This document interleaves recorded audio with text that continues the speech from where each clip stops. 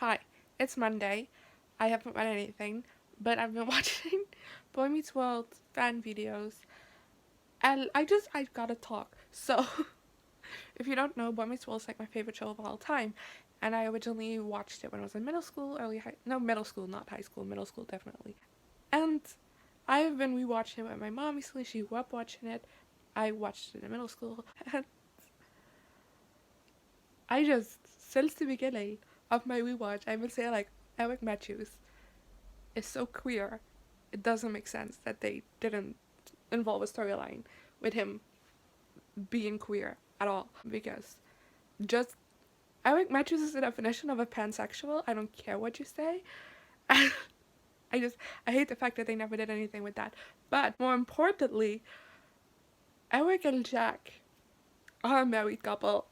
They're the best chip in the entire show, and I don't get how nothing came out of that. Like, honestly, you watch Shaq and Eric interact and you think those are just two straight boys being friends. Then something's wrong with your brain because that's not correct. That's definitely not correct. God. I thought I was the only one because I've heard a lot about Boy Meets World, a lot about Girl Meets World. I used to be very deep into the fandom and I've never seen anything that romantically linked Shaq and Eric. And now I've fallen into a rabbit hole and I love it. I love it. Oh god. I saw one of the comments on the videos like, I think the third spin-off show should be Eric and Jack and they're like their adopted kids. I'm like, yes. Yes. Oh my god. Oh, I love them so much. And honestly, I could do like a whole video essay on why they're gay. I don't know if anyone wants to see that and if I actually should do that, but honestly, if you watched Boy Meets World at all, just let me know in the comments what you think of this, because I feel like I'm the only one in the world, and like, I now have confirmation that there's other people out there that feel the same way, but damn.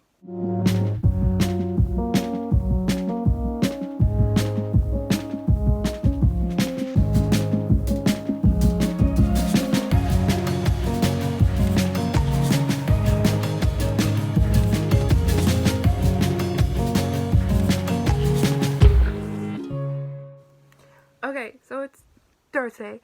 I haven't vlogged because I haven't read, so I felt useless, But was I just scrolling through Instagram, and Taylor Swift just announced her next album that's coming out tomorrow, and why? Taylor really did say nothing much going on, and then released a movie and now an album. What? Also, yesterday, Ariana Grande announced her tour movie to go on Netflix on the 21st, which I'm also really excited for. It's called, Excuse Me, I Love You, which is one of my favorite lines from a Sweetener song. And now, today we get the announcement that Taylor Swift is dropping an album. This one is shocking me more because at least with like Ariana's thing, I have time to mentally prepare and like build up to things. Now just like, oh yeah, fun fact, tomorrow, new album, have fun.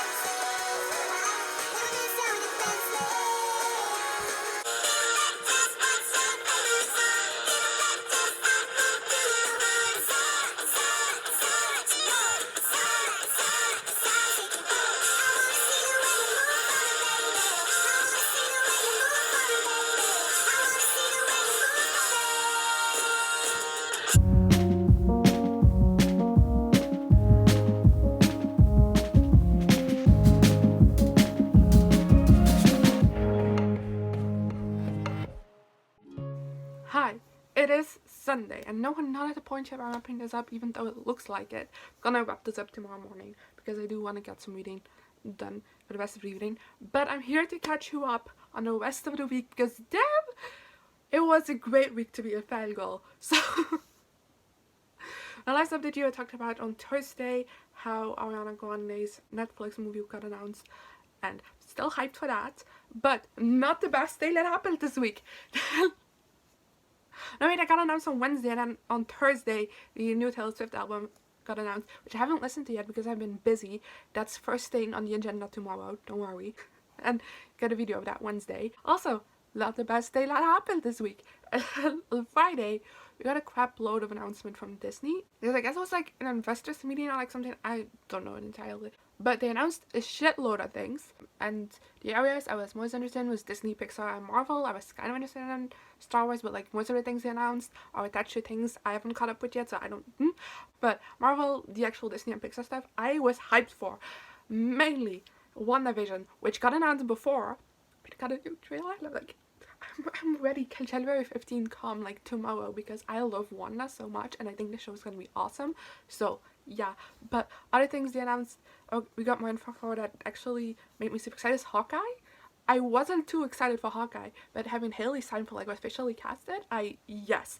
We got a confirmation that the new Doctor Strange movie is attached to the next Spider-Man movie, which also has me hyped because I was already super hyped for the new Doctor Strange movie, even though I didn't like the first one because Wanda's in it, and like I said, I love Wanda. But having it attached to like it's not that the movie will have official tie-ins with WandaVision and the new Spider-Man movie, and like the one with WandaVision we already knew or assumed because duh. But with the Spider-Man movie, I'm ready. And then we also got a title for the new Ant-Man and the Wasp movie, which I'll leave the graphic up here, which also sounds amazing. What else? Oh, the Chip and Dale Rescue Rangers, or whatever it's called. I don't know. I'm not a Chip and Dale person. Never really cared for that. But John Mulaney and Andy Samberg, yes, please.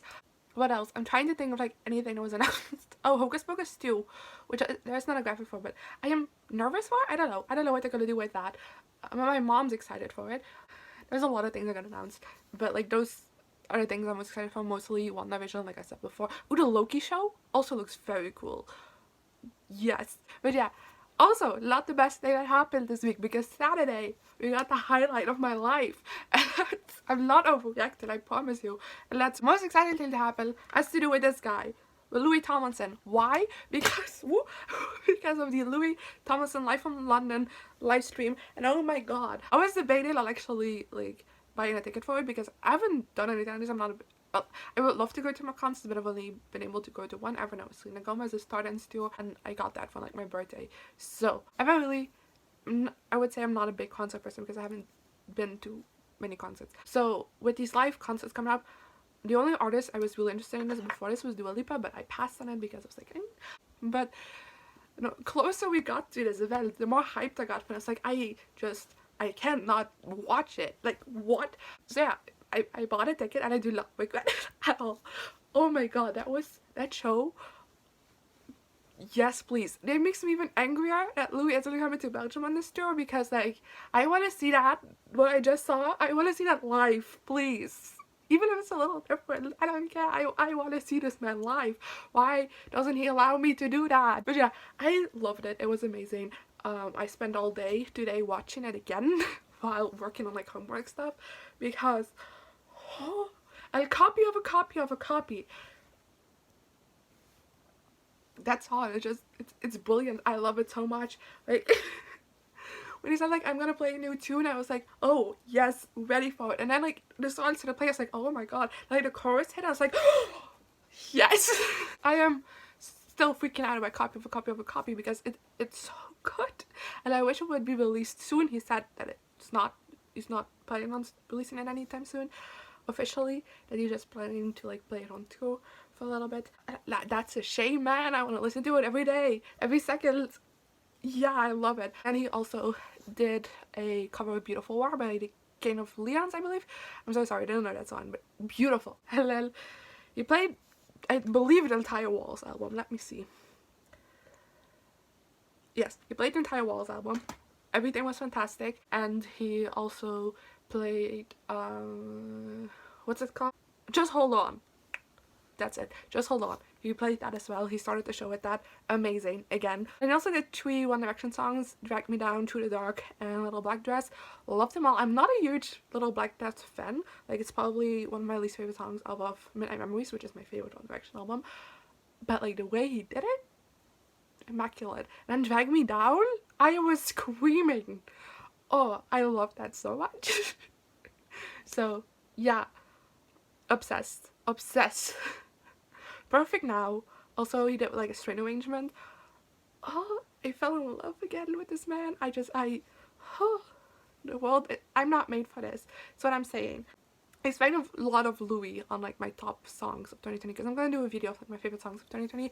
Haven't even started it, like brainstorming it yet, because there's still songs coming out. Because I want to include the entire year. But expect a lot of Louis on there because I love this man with my entire heart, and this album came out this year, so I can do that. I wish Copy of a Copy would come out like this month, so I can also include that because it would be top of the list entirely because it's chef's kiss. But yeah, I have been almost talking to you for 10 minutes and I haven't even talked about books yet. And yes, that's relevant because I finished a book, and that's White Rage by Carol Anderson. I finished this book because I had to. My assignment about it is due tomorrow. I already like handed it in. Is that the correct terminology to use when it's online? I don't know, but I made it while listening to this brilliant man, watching the live. I wish I could watch a live stream for like every day of my life because it's so good and brings me so much happiness. I've been having like rough weeks, rough months, and I feel like when I was watching it, I was like the happiest I've been all year, which sounds rough, but it's genuine. I still feel so much joy just like thinking about the show. I love it so much. But side tangents. Going back to White Rage, this is not happy. This is a nonfiction book about basically it starts with like the end of the Civil War and then like ends when Trump is elected, because that's when this book was written. And it was a rough read. I learned a lot. This is called White Rage. It's mainly from the perspective of white people, which sounds weird, but it's mainly about like the anger white people like showed towards black people whenever black people were fighting for more whites, and just like the brutal things that black people had to go through in America because of white people's anger towards them. And oh my god, I learned a whole lot, and I would highly recommend for everyone to read this book, especially white people. Like, go read up on your history, and especially because I'm not American, like even the more recent stuff I didn't know about because again I'm not American, so it's not something that is like actively in the news here and like stuff like that. But yeah, highly recommend everyone go read this. I did give it 2 out of 5 stars because I just feel like it's completely circumstantial because I felt like a chore every time I needed to pick it up, which sounds wrong.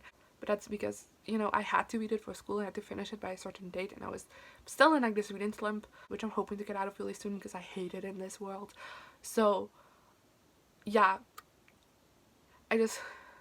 and every time I had to think about like picking up this book, I was like, no, I don't want to. I want to do something else instead. And that had nothing to do with like the content of the book, just purely had to do with the fact that I'm in a reading slump, and I had to like force myself to read this book to get it finished for the assignment. But yeah, I still highly recommend this book, and I wish I'd read it under different circumstances because I feel like this would have been a 5-star otherwise. But yeah, that's all for now. Maybe I should wrap up the vlog because I've been talking for so long. I think this clip is about the same length of like all the rest of the vlog because I haven't been vlogging much this week. But I need to just like gush about Louis Tomlinson because I'm in love with that guy. And yeah, and his music, oh my god, I love everything. Oh my, Louis long hair, wasn't expecting that. And looks amazing on him. Yeah, I'm gonna wrap up the vlog here. I'm sorry, I know I said I wouldn't do that, but I'm gonna do it because otherwise it's gonna be too long, I think. So yeah, I hope you enjoyed this vlog. I hope you had a great week. I didn't, but I had a great Saturday. I had a fantastic Saturday. And a fantastic Sunday. Thank you, Louis Tomlinson, is all I have to say. I'm sorry, I just genuinely haven't been this happy in so long, and it's all contributed to one concert. Like the magic this man has, I love it. Yeah. hopefully I'll see you guys around next week. Good. Here I am again, the same old situation. Why does the God thing have to be so complicated?